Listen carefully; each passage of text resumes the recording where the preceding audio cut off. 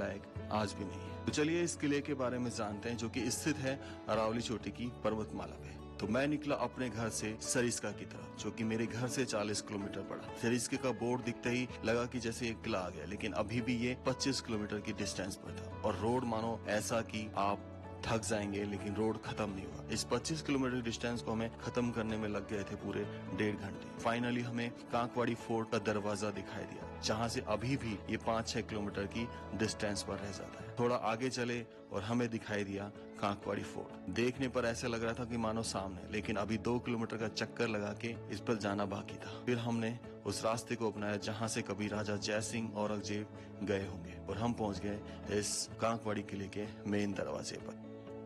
ये है इस आलीशान किले का दरवाजा, जिसकी ऊंचाई थी 20 फुट। इसमें प्रवेश करते ऐसे लग रहा था कि जरूर ये किला किसी आलीशान और महान राजा के कार्य को दर्शाता है। इस किले पर किसी भी तरह का लेंटर का यूज नहीं किया गया था। आगे बढ़ते हैं तो हमें नजर आता है पीछे का दरवाजा, जहां से कभी सिपाही या फिर औरंगजेब और राजा जय सिंह आया करते थे। ये एक रैंप था जो कि कम से कम 1 किलोमीटर लंबा है। उसके बाद जब मैं आगे बढ़ा, मैंने देखा कि उल्टे हाथ की तरफ ऐसे बहुत छोटे छोटे दरवाजे थे, जो कि अवश्य इस कांकवाड़ी दुर्ग के युद्ध क्षेत्र पर नजर रखने के लिए रखे गए थे, जो कई मीलों लंबा फैला हुआ था।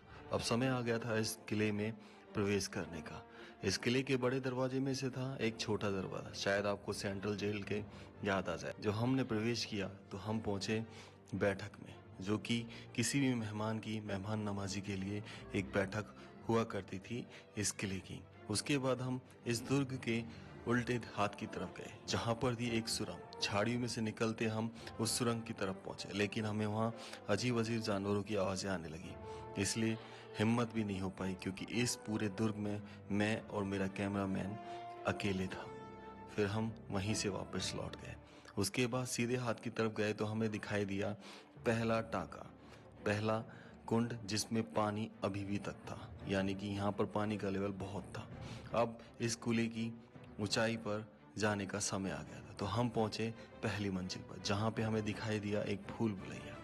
ऐसा भूल भुलैया जिसके बीच में था एक टांका, जहां पे अवश्य बरसात के पानी को इकट्ठा करने के लिए चारों दिशाओं से बनाया गया था।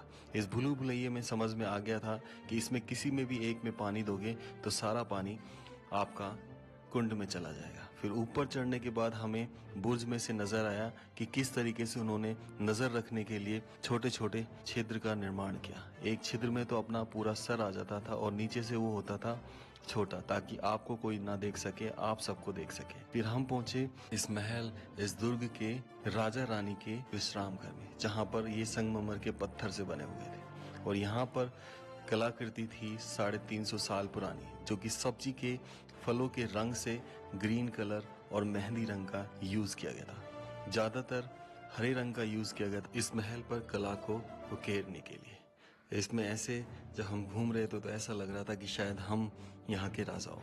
फिर हम गए अंदर एक छोटे से प्रवेश द्वार में, जिसमें बीच में था पूरा एक गलियारा, और वहां पर संगमरमर के पत्थर दीवारों पे लगाए गए थे, जिनमें से ब्लैक कलर की पट्टी भी संगमरमर के पत्थर की थी। अब हम इस गलियारे में से निकल के बीच में पहुंचे। फिर हमने यहाँ का